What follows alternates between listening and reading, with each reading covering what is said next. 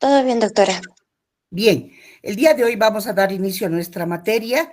Este es uno de los grupos de parasitología. Sin más que decirles, quiero comenzar con el propósito que tiene esta materia, que es en realidad que ustedes conozcan un poco sobre la historia de la misma, de parasitología, qué eventos importantes han ocurrido, cuántos descubrimientos relevantes que van a servirnos en el futuro de nuestra carrera profesional.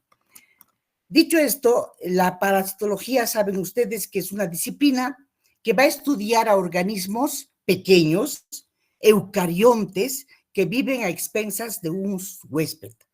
Por eso se les dice parásitos, ¿no es cierto? Nosotros también a las personas que no hacen nada podemos decirles que son unos parásitos, ¿sí? Porque además de que pueden producir daño en el huésped, estos pueden tener diferentes formas, tamaños, pueden dividirse en grandes grupos los parásitos. Pueden haber protozoos, pueden haber helmintos, artrópodos, pero todos siguen siendo parásitos.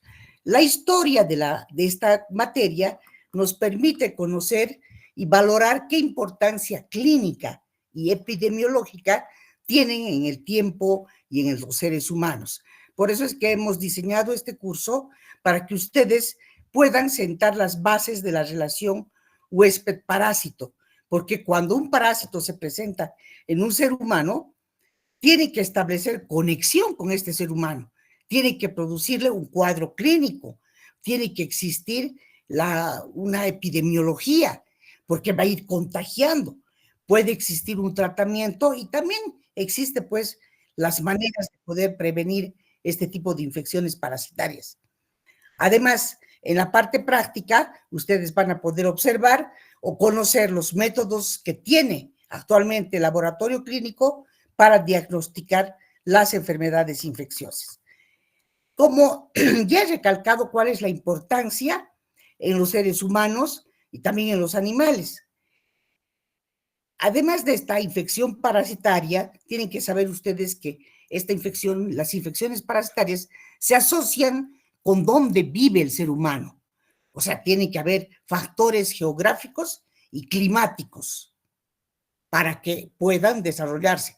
Hay parásitos que se desarrollan con mayor preferencia en el trópico y otros con mayor preferencia en los valles, ¿no es cierto? Así como habrán factores antropológicos, sociales de las poblaciones humanas. También algunos humanos tienen más resistencia. Por ejemplo, los africanos tienen más resistencia a poder desarrollar, o mayor facilidad, perdón, a poder desarrollar parásitos como los plasmodiums que se encuentran en sangre que los de raza blanca, los negritos. Actualmente, entonces, la importancia de las parasitosis también puede aumentar en la presencia de inmunodeprimidos. Los inmunodeprimidos, estos que también no tienen ninguna defensa, son organismos o huéspedes propicios para las parasitosis.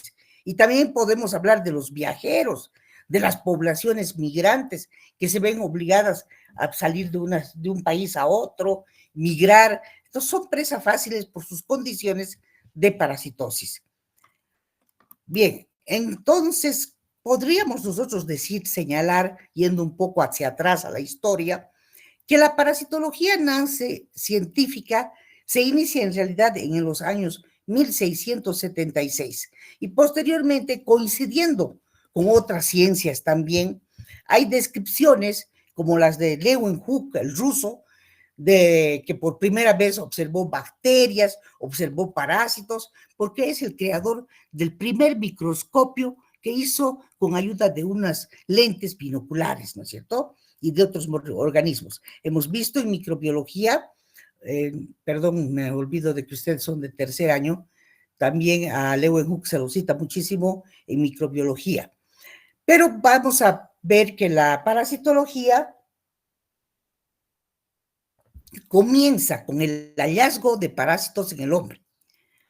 Muchos pueblos, como los chinos, los griegos, los egipcios, los persas, los romanos, los hindúes, se adjudican ser los primeros en haber observado parásitos. Sin embargo, tenemos que buscar documentos. Hay el papiro de Eberts, que existe todavía, que data más o menos del 1550 antes de Cristo, que ya describía este papiro a la Tenia saginata, que es un parásito del ser humano. Y además, no solamente la describía, sino que hablaba de remedios para eliminarla. Imagínense, y esto es bíblico. Moisés, que estaba entre los israelitas, ya dictó leyes sanitarias para protegerse, también de la cisticercosis. Hipócrates ya diagnosticaba el quiste hidatídico. Entonces, inclusive en años anteriores, en el 1379, ya datos que describían al parásito fasciola hepática en los conductos biliares de los borregos. Y así sucesivamente, en 1684, 1717, Lausini publica el papel de mosquitos en el paludismo. Y posteriormente, el que ha clasificado los tipos de parásitos, Carl von Linneo, ha descubierto 6 gusanos, como los ascaris, lubricoides, verbicularis, los gordius medinensis, las fasciolas, las tenias, etc. Edward Tison, también en el siglo XVII, detalló la anatomía del ascaris. Y ya en el 1674, George Belchius estudió otros parásitos como el Guacunculus medinensis. Entonces, estos datos son muy relevantes. Ahora, ¿cómo podemos clasificar a los parásitos? A los parásitos se los puede clasificar de acuerdo a dónde están. Si están al interior del hombre, son endoparásitos. Si están en su exterior, se conocerán como ectoparásitos. Unos parásitos pueden ser permanentes, otros pueden estar solamente parasitando un tiempo. Los permanentes o fijos están siempre, y los que están por una temporadita visitando a su huésped se denominan temporales. Hay parásitos que son patógenos y hay otros que no son patógenos y que se denominan parásitos oportunistas. Ahora, hay parásitos que están al interior de los intestinos y se denominarán parásitos intestinales. Y habrán algunos otros que solamente les va a gustar parasitar las vísceras. Por ejemplo, les va a gustar parasitar el hígado, etcétera, etcétera, y esos se llamarán viscerales, cavitarios, celozoicos y tisulares a los que están en los tejidos, o histiozoicos.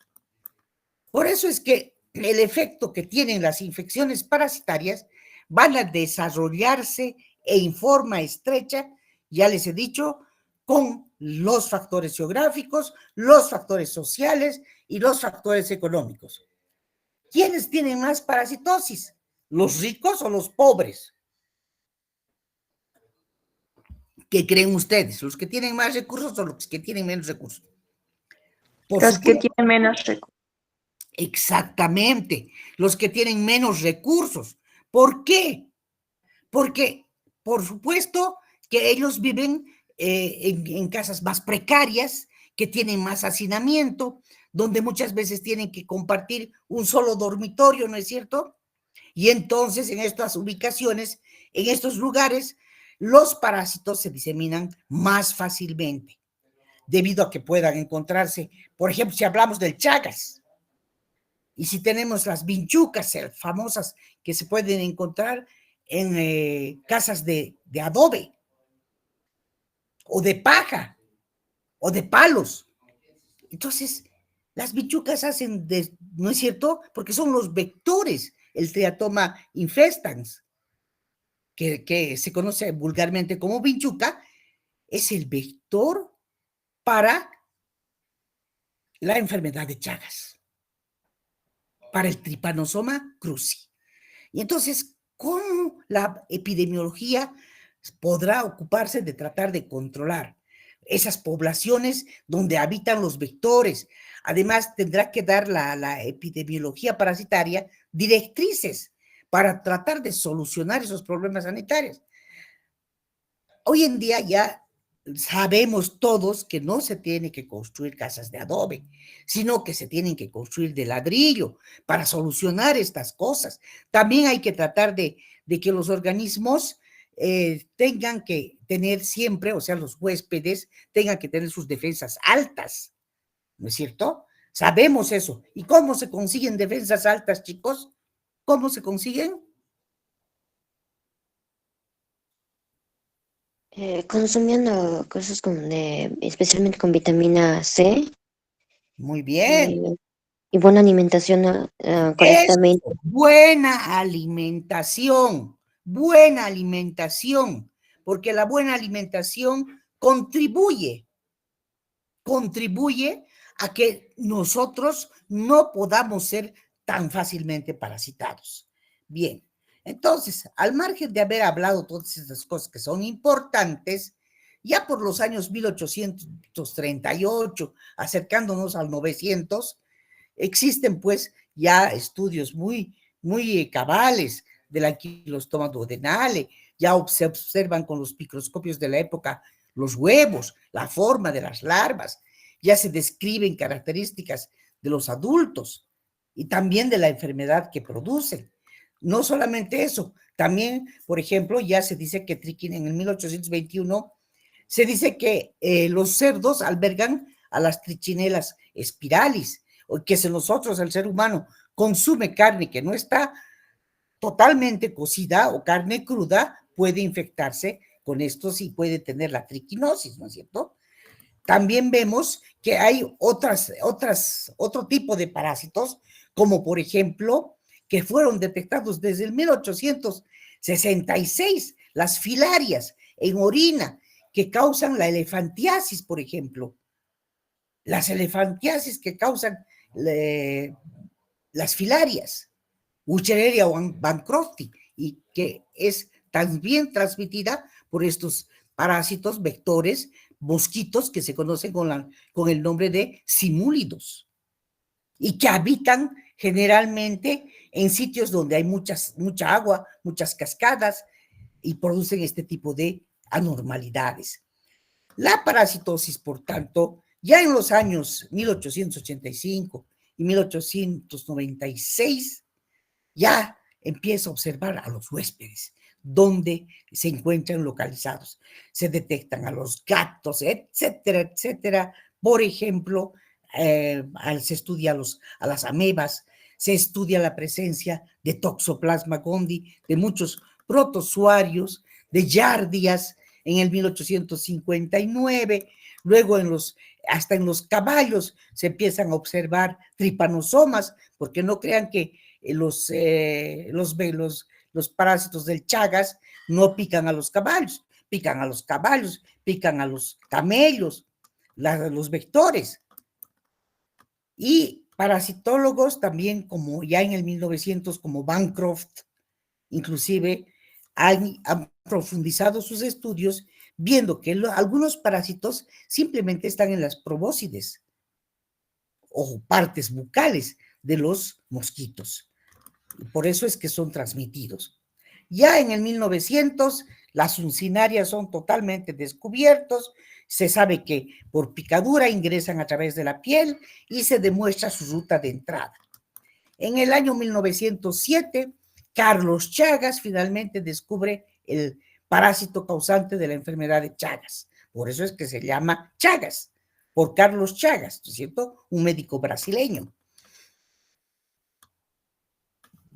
Y toda esta historia, todo esto que estoy relevando, esos descubrimientos que hacen que estos personajes hayan llevado a cabo para saber exactamente cuál fue el primero en aparecer o cuántos descubridores pudieron, pero muchos de estos descubridores han permanecido anónimos. Entonces la historia es pues muy extensa. Desde que el ser humano observó en sí mismo, en su cuerpo y en los demás seres vivos que podían tener parásitos, es cuando la parasitología comienza. Y yo creo desde la aparición del primer hombre. Solo que no tenemos datos, ¿no es cierto? Porque ya ahí tenían que haber observado.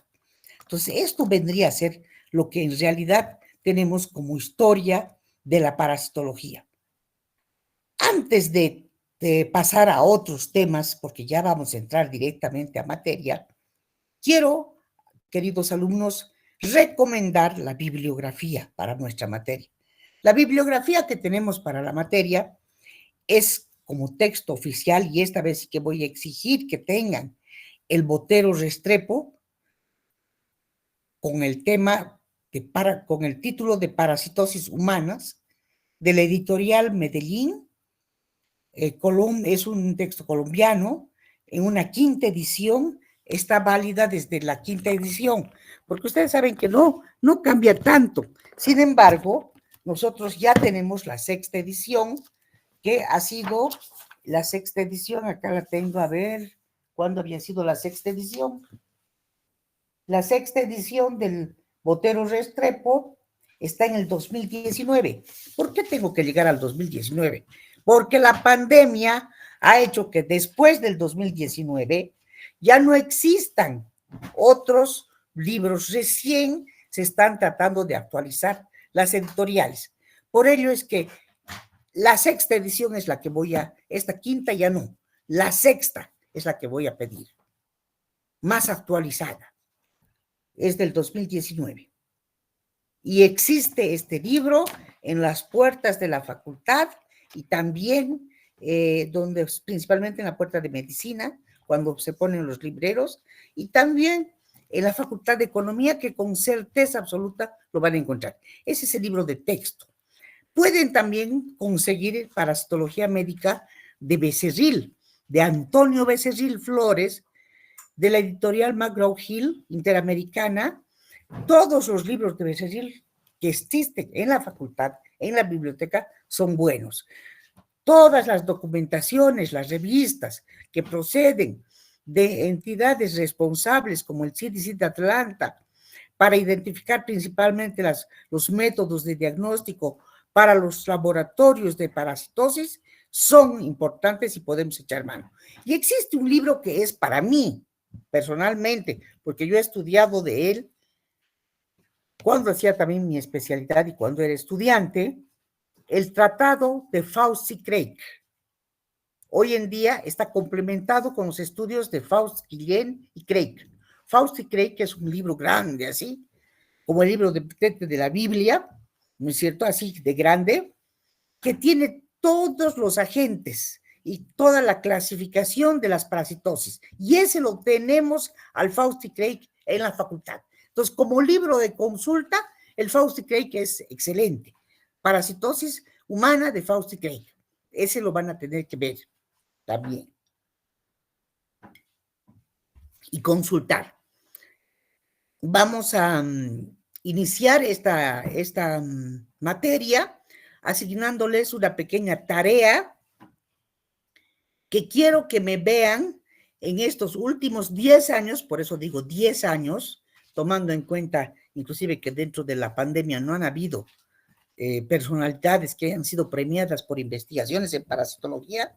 Ustedes que tienen el mundo ahora, de acuerdo a las redes en sus manos, que busquen. Voy a preguntar en la siguiente clase, y también cuáles son los experimentos o hallazgos de nuevos parásitos dentro de los últimos 10 años.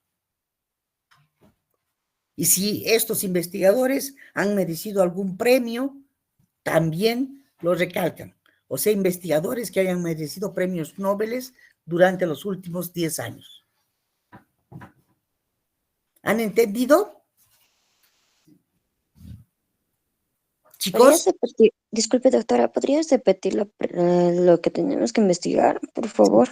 Tienen que investigar para la siguiente clase cuáles son las contribuciones o investigaciones científicas acerca de parásitos humanos, porque nosotros no vamos a estudiar veterinaria, ¿no es cierto? Vamos a estudiar bioquímica clínica, y dentro de la bioquímica clínica tenemos esta materia que no solamente va a ocuparse de llevar a cabo el estudio de parásitos, sino también de los hongos. Vamos a hablar de micología también en esta materia. Entonces, quiero acerca de las dos entidades, parásitos y hongos, ¿quiénes tienen contribuciones científicas en los últimos 10 años. Y si buscan premios Nobel, también pueden hacerlo. Ustedes tienen la inteligencia artificial, tienen todo para conseguir esto, ¿no es cierto? Entonces, vamos a ver, y la siguiente clase, que va a ser el próximo viernes como hoy, yo voy a pedir que suban estos trabajos al Classroom. Para mirar quién ha hecho, a quién le interesa, quién no, con su nombre simplemente. Y cosas puntuales, no quiero testamentos, hagan cosas muy puntuales. Bien, la siguiente clase vamos a hablar acerca de todas las características que tienen los parásitos, para que ya ustedes vayan acumulando materia para el primer parcial, porque todavía estamos en periodo de inscripción, hemos tenido muchas fallas en el sistema, ustedes ya lo saben, todo está de cabeza, pero gracias a Dios vamos a poder arribar a buen puerto y van a poderse colocar de buena manera con todos los docentes de práctica que existen en esta materia. Bien, ¿alguna duda, alguna pregunta, estimados estudiantes?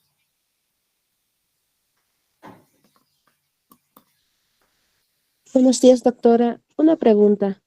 Sí. ¿El trabajo debe ser a mano o a computadora?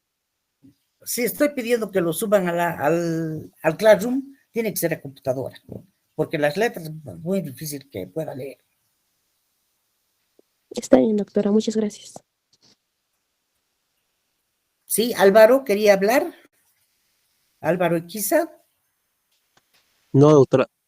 Ya. Bien, en esta clase se han conectado 93 personas. Espero que los que han ingresado al último, también quiero decirles que tomen en cuenta la asistencia a clases teóricas, porque yo voy a sacar un screenshot de todos los que están conectados y voy a ir en el transcurso del año viendo quiénes se interesan, quiénes asisten. Yo sé que no es obligatorio, pero suma puntos. La asistencia también suma puntos.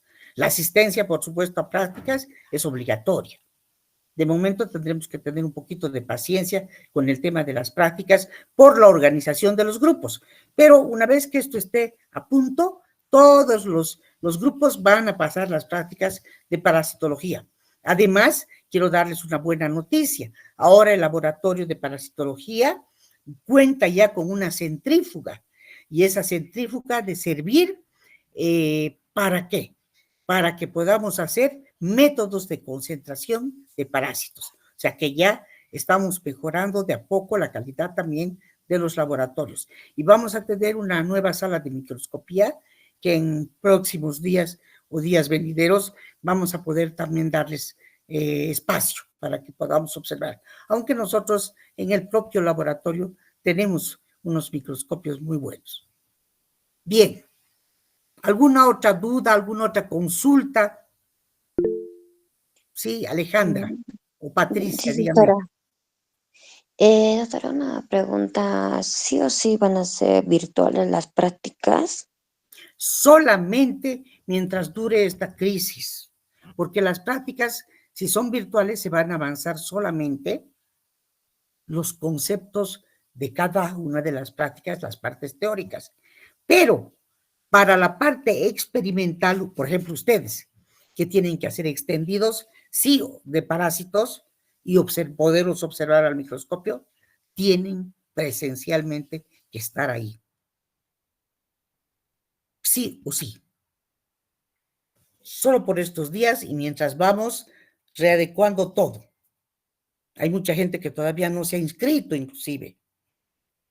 Está bien, doctora. Gracias. ¿Alguna otra duda, alguna otra pregunta? Pregunten ahora.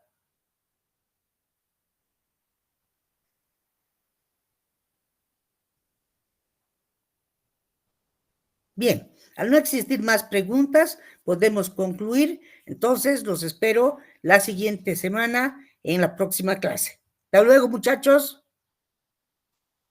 Hasta luego, doctora. Hasta luego, doctora. Hasta luego. Hasta luego, doctora. Hasta luego. Hasta luego, Doc. Hasta luego.